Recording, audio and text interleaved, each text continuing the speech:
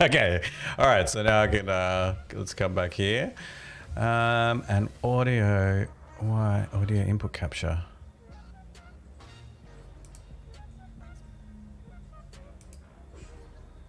Yeah, that's it. What's that? Yeah, I can hear you. You can hear me now. Yeah, speak on. All right. I'm gonna mute my phone. Well, I'm hearing the alarm thing. Yeah, yeah. Can you hear me now? Yeah, that's good. You can? I didn't do anything.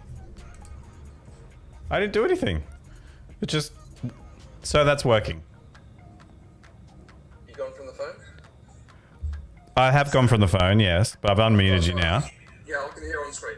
You can. Okay, great. Oh. Okay, awesome. Awesome. All right. Yep. Yeah, yeah. So I've muted me on the phone, by the way. So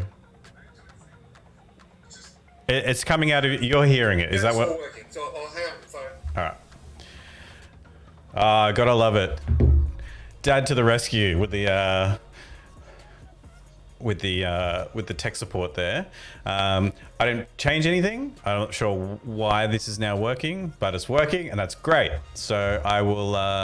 Let's come back here. Let's come back.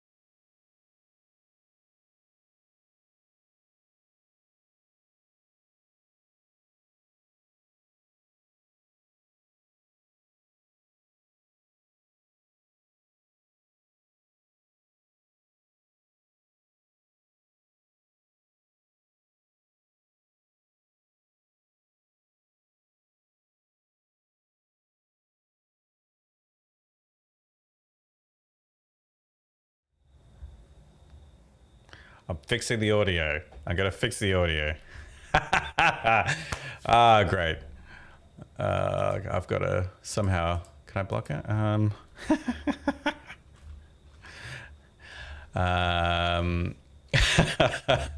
All right, so I'm going to try this again. Audio input capture. Okay, so now that's appearing now. It should be coming out. Is it working now? I think I know why. Yes, that works. Okay. Damn. All right. Why is that? You know what? I'm just gonna have to leave it like this. I'm gonna have to leave it like this because for whatever reason this scene. What about me bigger? Audio input capture. Yes. Okay, so I know that's working. All right. So these scenes that I've kind of prepared and clearly have not worked very well from an audio perspective. I'll fix that in the next stream. What was I saying that no one could hear? Beta testing complete. Yes, there we go. There we go. I was talking about how I was really relieved after everything went live and how I was really, really nervous leading up to that launch date. I did manage to share it to some close friends who all gave me really amazing feedback from it. Then I shared it to mum and dad. Shout out mum and dad. Yeah, I know you're watching right now. Thank you. And I got a really great response from them. And I was, quite worried because I had really started to talk about our family. And I didn't know how that would go down, but it went down well and everyone was really enjoying it. So that kind of launch day fear became excitement, I guess, right towards the end, leading up to pushing publish. And then since then, it's just been, absolutely amazing with all of the feedback. I've been really humbled by some of the things people have written. A lot of people that we hadn't spoken to in a while have just been so kind and so wonderful in how they've responded to this. And I don't know if I was muted or the audio wasn't working, but I've really seen that this has gone beyond like my primary networks. I have a very, very small Facebook friendship group, or number of friends on Facebook. So, it was pretty critical for people to start sharing it around, and they did. And I've already met one person who has had an entire net zero build done. I think it was completed in 2017. She's actually sent me an article, which I'll just pop up on screen because it's something for you to look at other than my mug. So she sent me this, which is their net zero home that they built. And she took a really interesting approach, very similar to what I wanted to be doing. So we had a chat on Monday, and I'm going to be chatting with her a lot more. So that was one really wonderful connection that was made straight away. And we've also had friends of friends who are in the media and media contacts and things like that, which will really give this project a shot in the arm in terms of exposure. And ultimately, that's what this whole thing is about. It's about connecting with people, like-minded people, no matter where they are, and really trying to collaborate and information share. And I'm basically crowdsourcing the experience that I need and the expertise and knowledge that I need to be able to make this initial part of the project a success.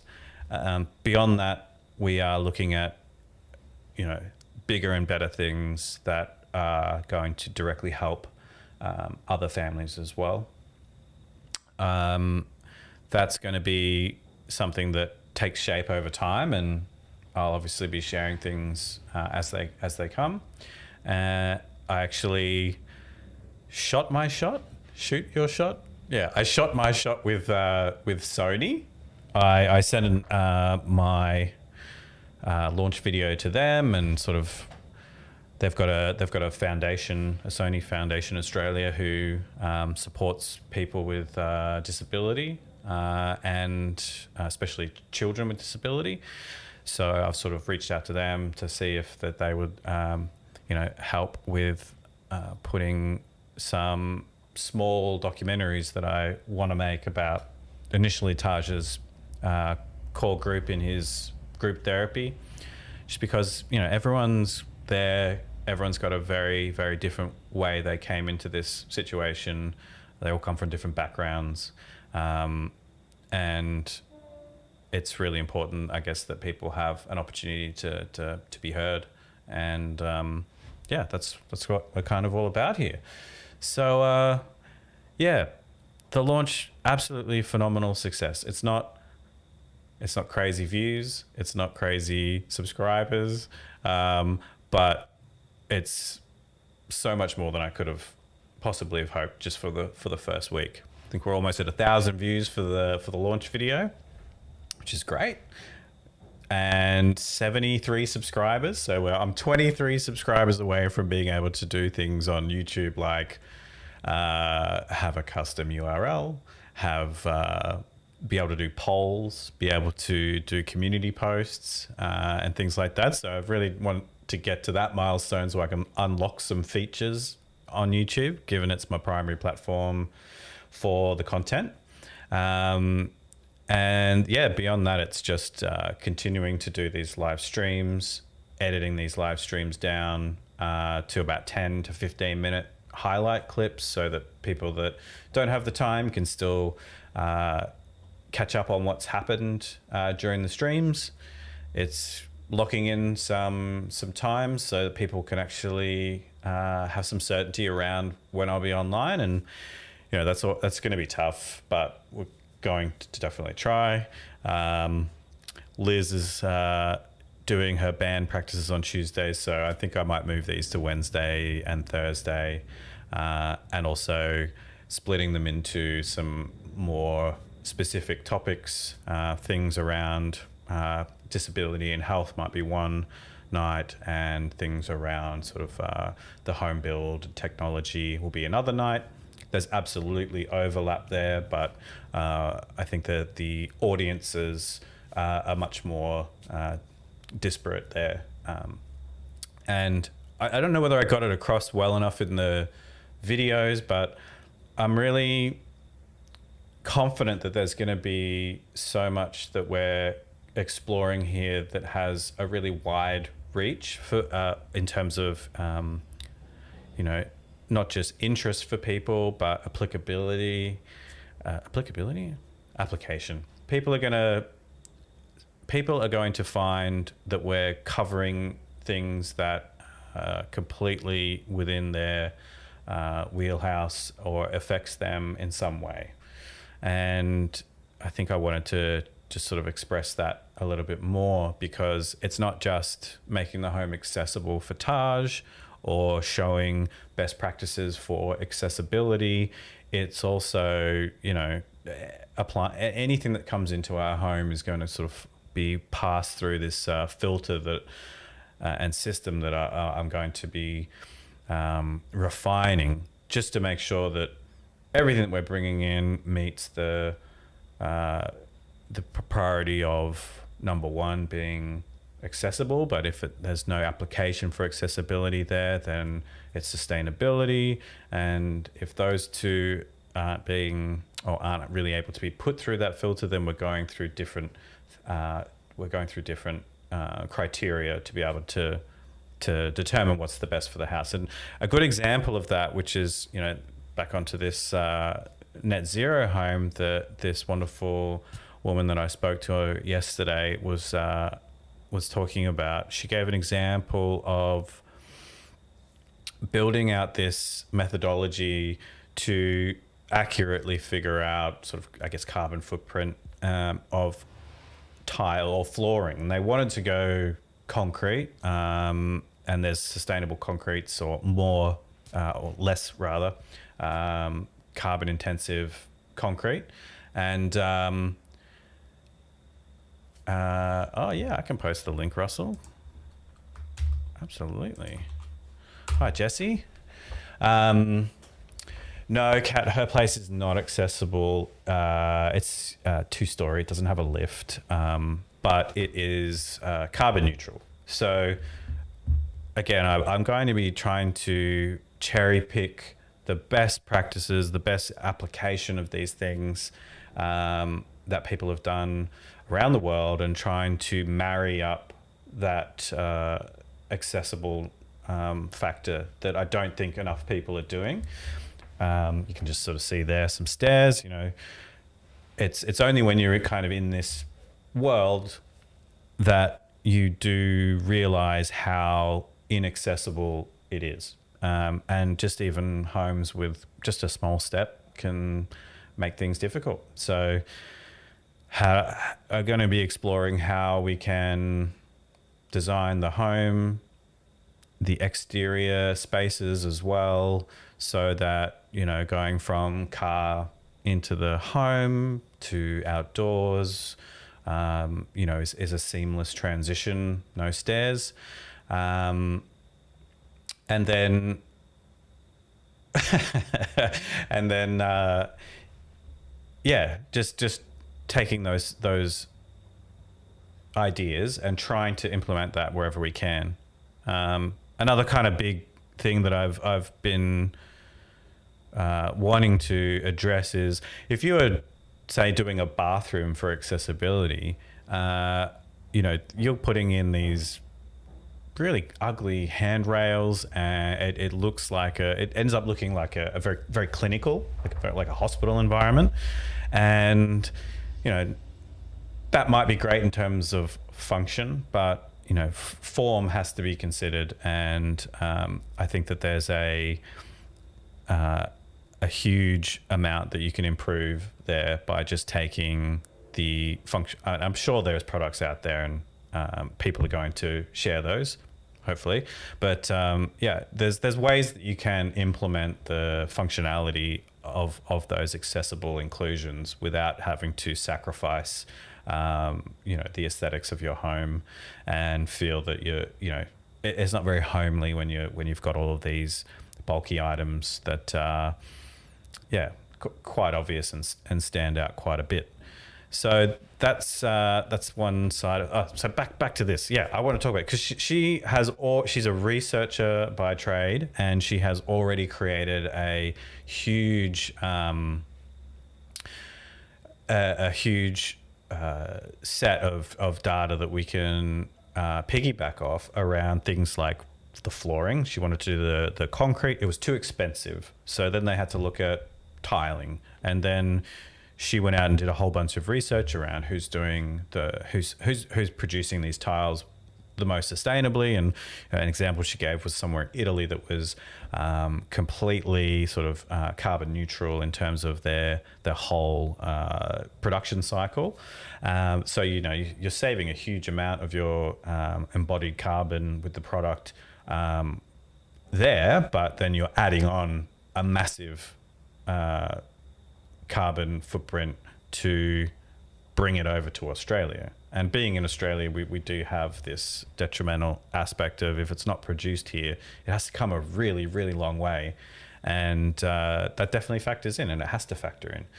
And then she looked at the opposite end, which is sort of local tile makers that weren't really implementing any sustainable or eco-friendly practices with their production, but you don't have that large you know, cost of transportation. So she's already got all of this, and I'm going to be talking to her more. I'm hoping that she'll come on for an interview. It might not be live, but it'll be able to be shared with you guys once we've had a really engaging chat. Because yeah, it's great to meet these people that share the same sort of ideas as you, and and that's what this week has really been so exciting and so invigorating, is that that's exactly what I wanted out of this. So that's great. And I've also oh no, I spoke about that, didn't I? So we've got some potential media contacts. So yeah, you might be seeing my mug in other places other than just on Team Touch. Yeah, so I think I'll leave this article. So I've dropped that. Thanks, Jesse. Yeah, so it's a very zen background that I've got going on here. Hoping it will keep people very relaxed. I wanted to go through a little bit more about the content plan. I'm all about just being transparent. There is some media strategy involved with this, but everything's going to be pretty much organic. I have a huge marketing budget of $0. So sharing this out, people sharing this content out, is going to be the way that I grow the channel, and those additional connections that I make that will also help push it out. That's going to be the way to go. So, like I said, in the videos, websites, the way we're going to be putting all of our content. So if a video goes up, obviously it's going up on YouTube, but I'll be posting an article there. So let's actually go to the website right now. Hopefully it's still up. So let's go here. All right. So the Come on the Journey is kind of our blog. And you can see here we've got both of our videos up. The text is really just a translation from the video, but it just means that if you've been away for a while and you want to come back, this is your place to be. We're going to be talking about things on these main core topics. So disability, that doesn't just mean cerebral palsy, which is Taj's diagnosis. It's going to be about all kinds of disability, because it's a very underserved portion of the population, and there's so much to it that I wanted to keep it much more broad. Universal design, again, that's a very broad subject, which everything's going to be, brought through. It's quite new, at least in terms of people actually applying it. But that's, everything that's coming under, within the house is going to come through that. Universal design is something that can really benefit all of us, I think. It's not just for people with disabilities or people with mobility issues like the aging population. This doesn't sort of impinge on typical people, able-bodied people in any way whatsoever. So that's the beauty of it. You serve everyone, and no one really gets left out. So that's another broad topic. Sustainability, obviously, there's going to be a lot of that, and that's just not. There's a lot to that. I'll expand on that in other streams. Technology, big love of mine. I've been a huge tech head my whole life, or as long as I can remember, and there's going to be so much of that to really explore when it comes to this project. And I'm not going to become a tech tuber. It's not going to be a review channel or anything like that. There will be reviews, there will be tech content, but it's still all going to come back to these main tenets of sustainability and accessibility, and mental health. I think that's something that I really want to talk about, and you've probably seen from the videos, I've been pretty genuine on genuine and authentic, which is, what they say you have to be if you want to be successful on YouTube. But I didn't want to leave kind of anything on the table when it came to putting that video together. It really had to be this honest take on what has happened to us. And I want that to carry through everything. And my mental health journey's been a pretty wild one. And I want to explore that. I want to explore how we can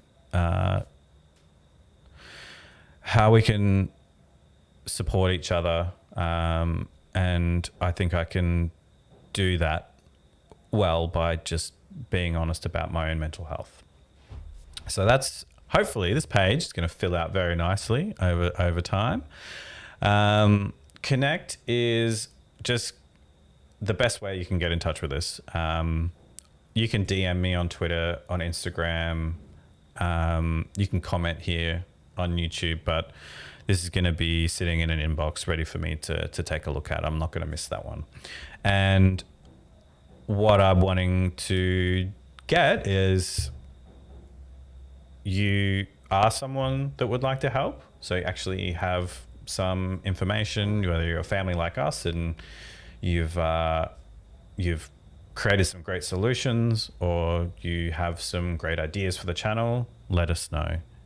If you know someone who could help, and that's, already showing that it works. I own or work for a business that could help. So sponsorship, all of these sorts of business related things, I'm not too hung up on that at the moment. I think those things will come in time. But I don't want to miss out on anything or leave anything on the table here. If there are people that would like to get on board, then I would love to start a conversation. And yeah, like that, we're a business who'd like to sponsor some content. So the same rules in terms of the things that we're bringing on into the home and using the materials, the products, the services, those same standards that we're trying to have for those products apply to sponsors as well. I don't want to be promoting anything that we're not completely on board with. We might not necessarily use the product, but we need to know that it's coming in, that we are promoting things or businesses that are ethical primarily. And yeah, so that's that. And I've just realized I need to update that. So the other, you've got obviously our social links. Discord is something that I haven't talked about, but I do need to sort of touch on that. And Discord is going to be pretty much the central hub of Team Taj, where people can have their own conversations, share their own content within there. But it's kind of like Teams or Slack. You have channels on specific topics. So I've got channels. Oh gosh, let me just open it up and I'll show you actually.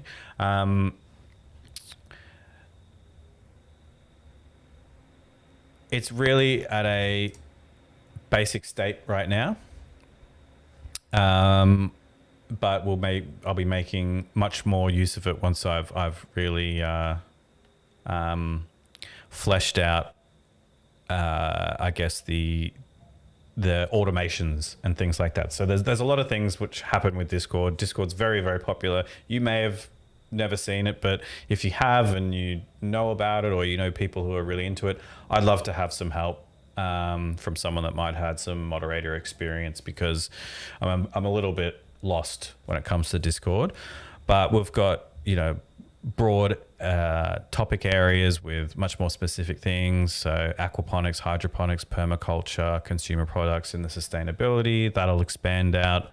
Home design, we've got universal design, architecture, interior design, passive house, passive house is something that I'm quite passionate about, and I'll be talking about that a lot more. So these are, it's a great space. It all stays here. Nothing disappears, and hopefully we build out a lot of great content there. So even if you're coming in 6 months' time, a year's time, that all of that information is kind of stored here, and that gets put out onto the website as well. But yeah, Discord, I'm really excited about because I think there's a lot of potential there and a lot of great functionality. But yeah, maybe my audience is a little unfamiliar with it. So I guess we'll learn it together.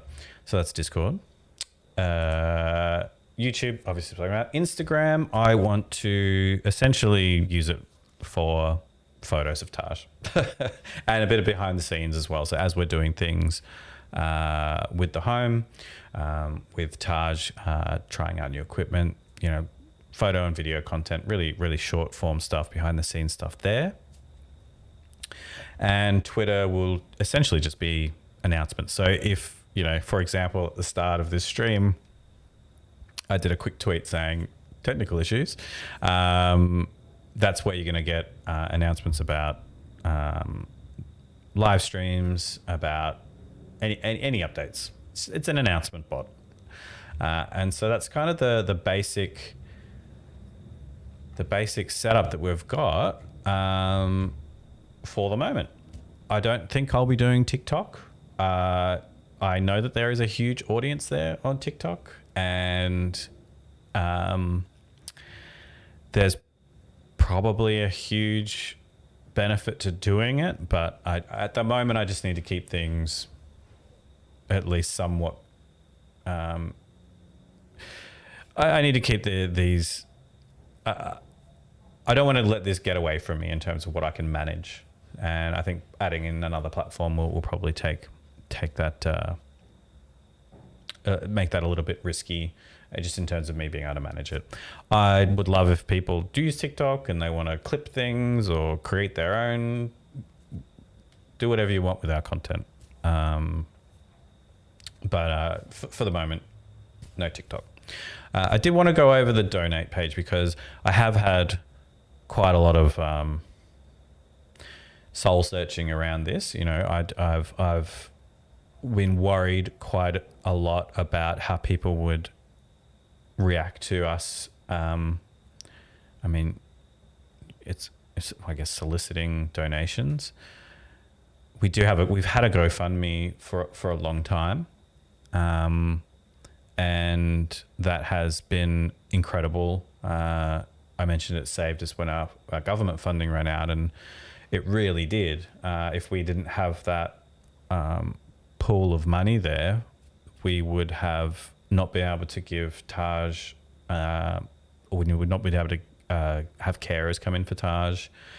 And, I think that it was during 2020. So look, it was a lifesaver. And I want to keep that there because I think it's a trusted donation platform. I'm going to come onto this page as well while I keep talking about it. We've got direct PayPal. We've got Buy Me a Coffee, which is kind of like Patreon. And I do have a crypto wallet. I've just put it there. I mean, why not? But I do want to say a few things about the donations. One is only if you have the means. If you are struggling, which a lot of people are at the moment, cost of living is out of control.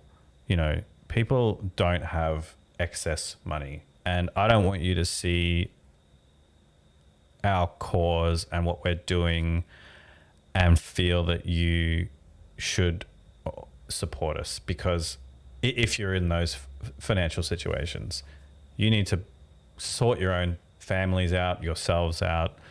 I do not want money. I want you to come and be entertained, be inspired, be engaged, share the content, like it, all that sort of stuff. All the stuff that is just a couple of clicks or a bit of your time if you're interested. That's all I can ever ask for anyone. This is here because it would be foolish not to give people that do have the means and do have the inclination to support us. And we've actually had some really, really generous donations this week from GoFundMe, which is insane. And we love them so much for that. I honestly, it still blows my mind that people will do this, and that's wonderful. So thank you. Thank you to everyone that's donated to it so far. It really means the world to Liz and I, and just gives us that extra bit of financial aid that we do need. Buy Me a Coffee is something that is similar to Patreon, where you can sort of, if you want and are able to, you can do like a $5 a month type thing. I will try to work on ways to provide additional value for people that do that, but I can't do that right at the moment. I'm doing all that I can.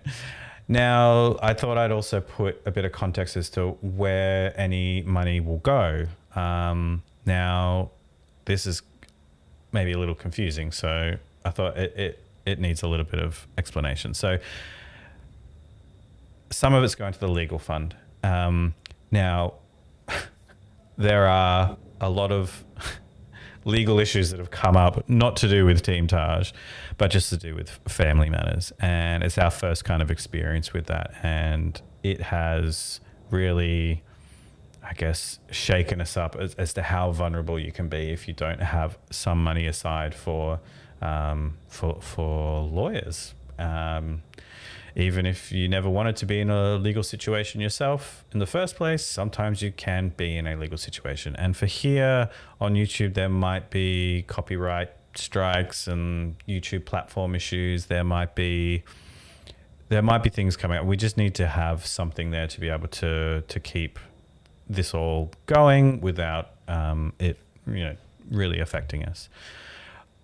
Most of it's going to be going back into Team Taj for new content. So that means that if I can do that documentary series for the group kids at the Cerebral Palsy Education Center, it means that I can do it, and I can continue doing this how I have in my mind, the weekly videos, the more produced videos, once a month, twice a month. That all takes a lot of time, and I think it's a ubiquitous enough thing that content creators are funded, by their fan bases, and I think that it's probably a little bit more common for people to realize that this is a very time-consuming process. So bringing it back in so I can work on Team Taj and not have to go out and work otherwise, which I will have to do because Liz, I love her so much, has given me the biggest window to get this up and running ever. And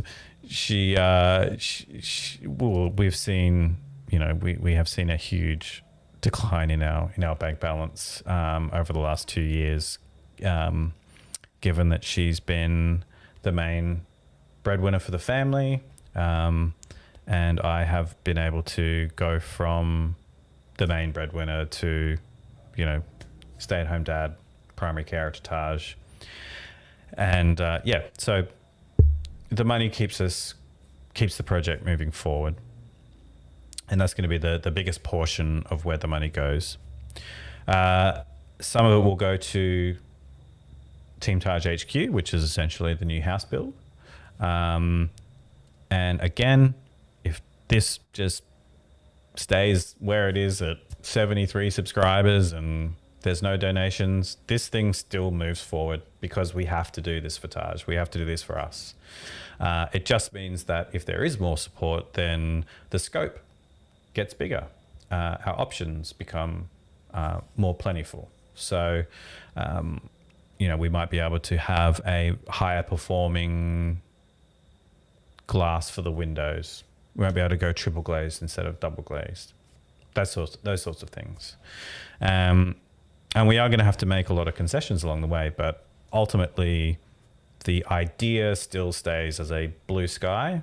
What is the absolute best we can do in terms of house performance and sustainable products and accessibility. And then if there are people out there who have the means to do it, to absolutely smash it out of the park with, this wonderful, high performing, best materials type of situation, then that's wonderful. We will have to make concessions, and most people probably will, but I want the blueprints to cover all budgets to make this attainable for the most amount of people. So that's Team Taj HQ. And then support work is something that just gives us the extra funding outside of what we have from the NDIS to be able to have more support workers in the home. I mean, ideally we have 24/7, 7 days a week, 365. I mean, that's what we need. That's what everyone in our situation needs, but you don't have it, and you just have to work with what you have. So that's kind of where that breakdown goes, where the money breakdown goes across the board. And I wanted to sort of clarify this page a little bit. Now, we also have put here a number of wonderful organizations that we have either associations with in terms of life, in terms, Royal Children's. We have spent a lot of time there. It is a brilliant hospital. They have incredible staff there. It's one of the best pediatric hospitals in the world. So we've, as much as I never wanted to be there, I'm happy that we did end up sort of having the Royal Children's as our main hospital with the wonderful staff that we've met there. CPEC is where Taj, the Cerebral Palsy Education Centre, that's where he goes to group therapy. That's where he has speech therapy, physiotherapy, and occupational therapy. Vision Australia is where Liz works. I feel like they do good work, and they deserve funding as well. Young Care is amazing. People with Disability Australia and the Endeavour Foundation. And if you have any other organisations that you know are doing great work and who operate well, as in the money that gets donated goes to the people that need it, I want to build this out as well a bit more. So that's kind of the website. That's kind of the content plan. Really excited about what's to come. Now, there were a few questions that I wanted to get to. I feel like things on the stream are nicely stable, so that's good. No, oh God, hold on. Just play small, that's what I want. This is the one that I want. That's the one that I want. Okay. I'll just put that down. There are a few questions. No one's put any questions in the comments yet, but that's fine. Merch was something that came up, which is funny because, I was wearing the Team Taj shirt, but someone did mention merch and they want shirts. I have explored merchandise and how to put it on the website and all that sort of stuff. What will hopefully happen soon is I'll have hats, beanies, shirts, jumpers, and mugs available. But here's where I've sort of found the happy medium. It's via a company that just prints it on demand. So I don't have to buy stock and potentially waste materials or have to store things. It does mean that it takes a little bit longer for people to get them, but for me, it kind of alleviates that concern about just putting extra stuff out there for the sake of it. But if people are wanting some merch, then that will be available. And I'm only going to put a flat $5 $5 Australian on top of the cost price. So you'll pay cost price plus $5 plus delivery. Now, the other thing that another benefit of this service is that they have printing places and fulfillment centers around the world. So if you were, say, in the UK and you bought a shirt, it gets printed much closer to you than it would if you were using an American service or it was here in Australia. And same goes for the States. I think it's getting printed and sent from the States. So that's another way that it helps to reduce its impact, I suppose. And that's kind of where I've found that I'd be comfortable with putting out things like merch. And the shirt that I was wearing for the video was really just sort of a test I did ages ago, pardon me, to see if the quality was all right. And the shirt was recycled material as well. So yeah, there'll be a limited amount of options, but the ones that we do put forward, I hope are designed well, and I hope that the product itself is good. And if it's not, we'll figure out some other way to have that. Another person asked me how I got it so professional, who helped, which I thought was a little bit demeaning, but it's understandable, like, my perspective is it doesn't look professional. It's not well produced. I see errors everywhere.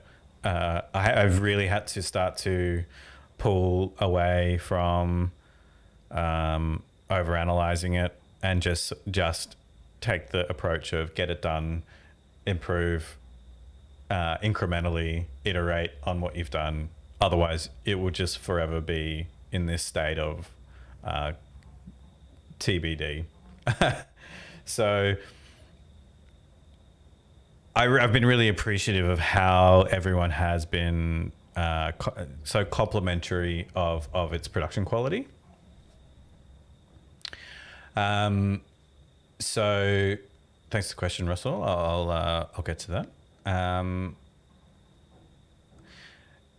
Yeah, it was shot on a Sony ZV-1. So that's my main camera. It is not very impressive. It's kind of this. Here we go. So it's this little camera. That's what I'm streaming on here. It's what is my A cam for the two videos. So my primary camera. But yeah, it produces decent video, and I just used a basic lapel mic. And I've had experience in my professional career doing video. Nothing insane, but I have had to produce some videos. I have an interest in film, and being the tech guy, I've developed skills in the Adobe suite and all that sort of stuff. So I do have a bit of a professional background. I have a design background, so I can do things to a reasonable degree visually and technically. So yeah, that's my setup is super basic, but I got good results, and I'm quite happy with them. Down the line, I'd love to get a better camera, an actual sort of mirrorless DSLR, but not critical for me getting content out. And yeah, kind of that toolbox syndrome I talked about, which is a real trap you can get into, and really can get in the way of just getting stuff out there. Another person asked, why did Taj have such a long hospital stay after his peg surgery? This was from a parent in Taj's group therapy, and she was concerned because her daughter is actually having a peg surgery coming up.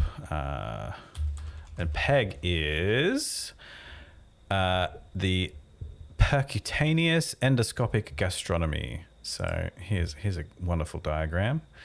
Hopefully there's no medical stuff's okay on YouTube, I'm pretty sure.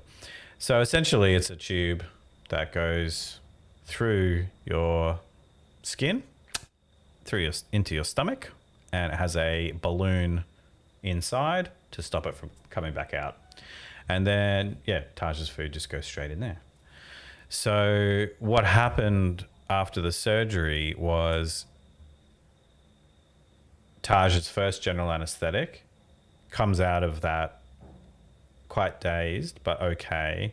And then I think a combination of being lower on his background medication plus nauseated from the GA, he had a vomit just as we were getting into his recovery ward. I was going to the bathroom. The nurse was setting up. It was like a literal sort of 2-minute window where he wasn't attended to, and he had a vomit while he was on his back, and he aspirated. So that just means he inhaled into his lungs liquid. And aspiration is just, it kind of dominates our life with Taj, is at constant risk of doing that. And once you've aspirated and you've got liquid in your lungs, you are looking at pneumonia, essentially. So yeah, he had a really, really rough time after that surgery, when we really should have gone home either that day or the following morning. So yeah, you just can never really tell what's going to happen next. And I think that was July 2020. Yeah, and we'd had a lot of experience in the hospital by then too. So yeah, it's a very daunting place to be, very scary place when you're not familiar. Over time, you just sort of get used to it, I suppose. Now, Russell has asked, could you give a 2-minute summary of universal design? Now, I thought I did a very great summary of universal design, which was the verbatim from the the Center for Excellence in Universal Design. And I'm not going to pretend that I have this just off the dome, so I'm going to read it here. Universal design is the design and composition of an environment so that it can be accessed, understood, and used to the greatest extent possible by all people, regardless of their age, size, ability, or disability. So the environment, or any building, product, or service in that environment, should be designed to meet the needs of all people who wish to use it. It's not a special requirement for the benefit of only a minority of the population. It is a fundamental condition of good design. If an environment is accessible, usable, convenient, and a pleasure to use, everyone benefits. By considering the diverse needs and abilities of all throughout the design process, universal design creates products, services, and environments that meet people's needs. Simply put, universal design is good design.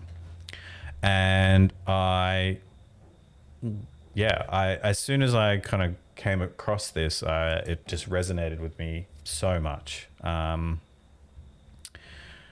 let's go through it a bit more. I hope Russell's up for a bit of a universal design crash course. So, I mean, actually, no, this is probably going into it a bit too much on this first stream.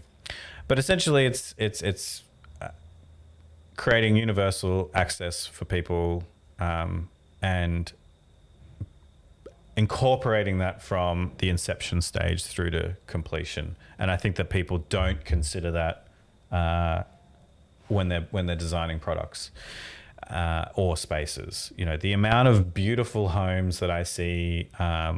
One of my favorite YouTube channels is called The Local Project. Hey, there's my mug. Oh, there's 5 people watching. High five, people. And you get incredible homes that are made, and this is shot so beautifully as well. But what you find is that right there, stairs, boom. I mean, instantly you are, as someone that has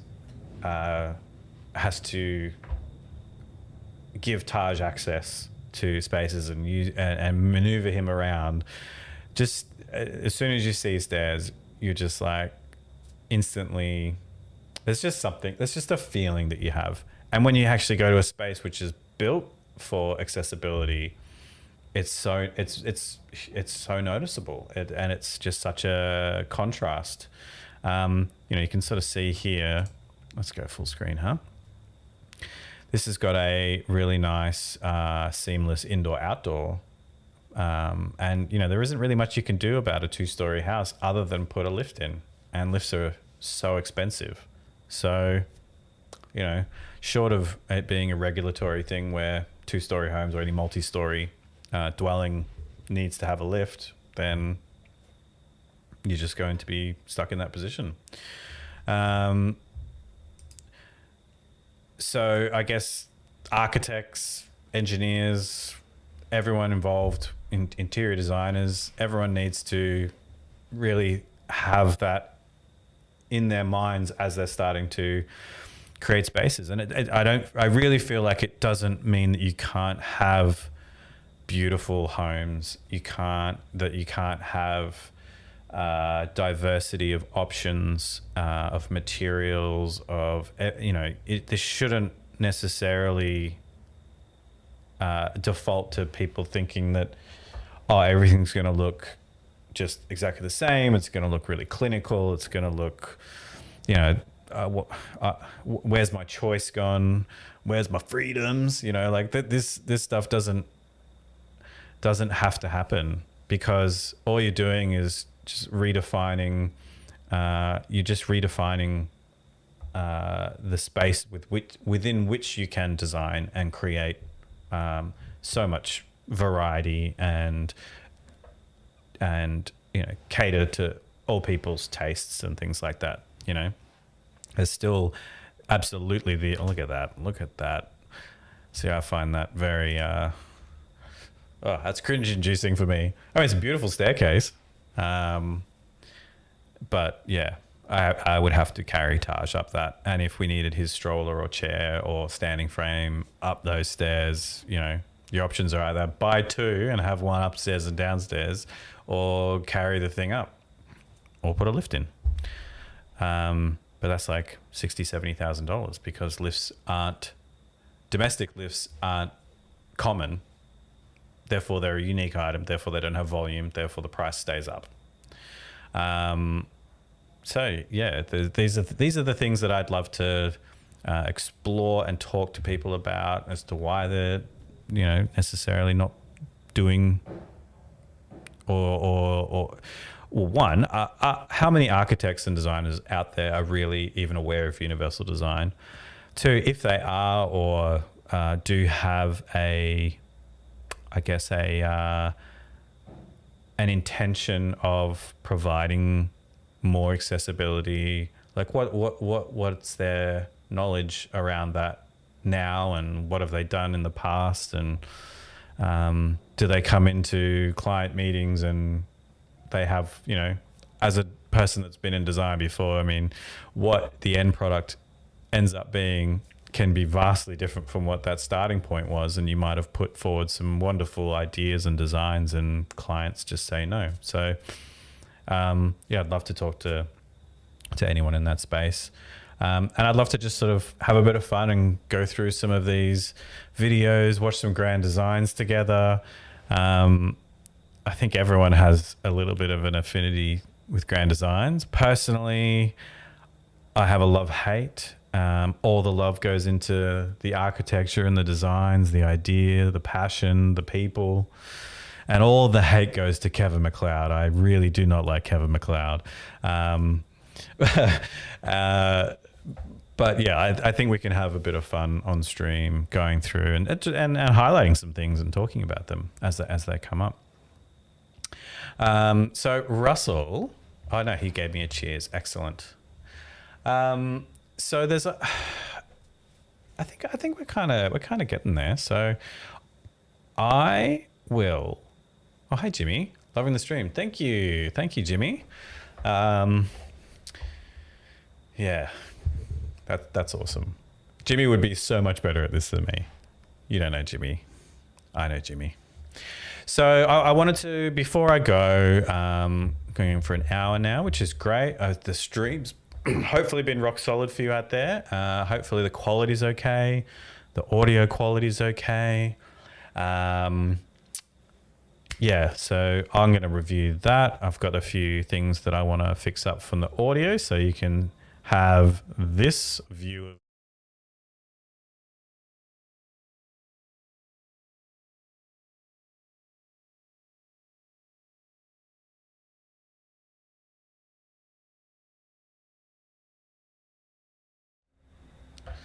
gave you a little bit of behind the scenes there.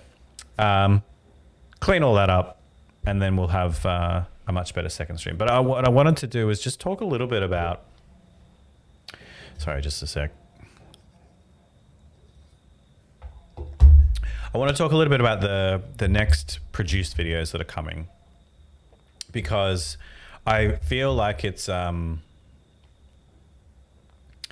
potentially going to put people off, but really this first set of videos, the launch video and these next two, are part of my process for, I guess, unburdening myself.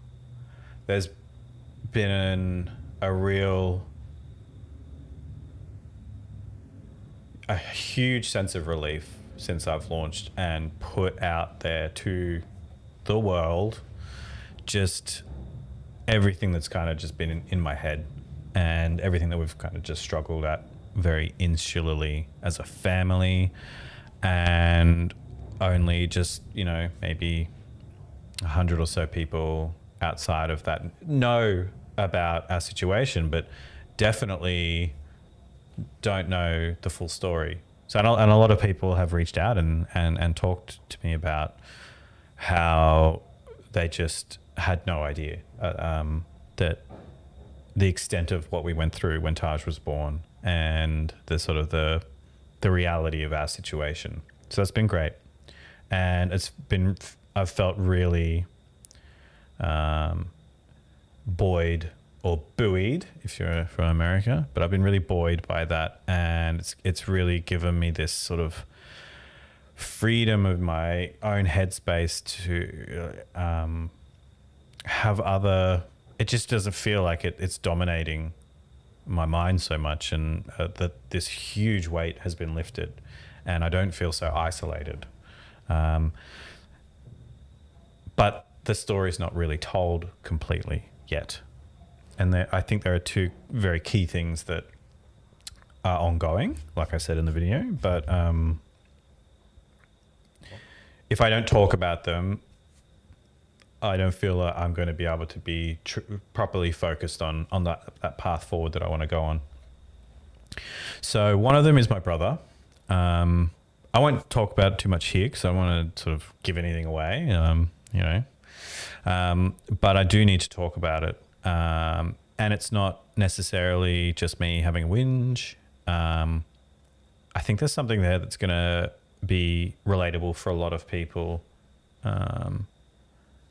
Since 2020, since COVID, a lot of people have had experience with a family member going down the conspiracy theory rabbit hole. It's really, I guess it's accelerated sort of what was a much more niche kind of area of the internet, or it just didn't have the same following that it does now in all of the different, whether it's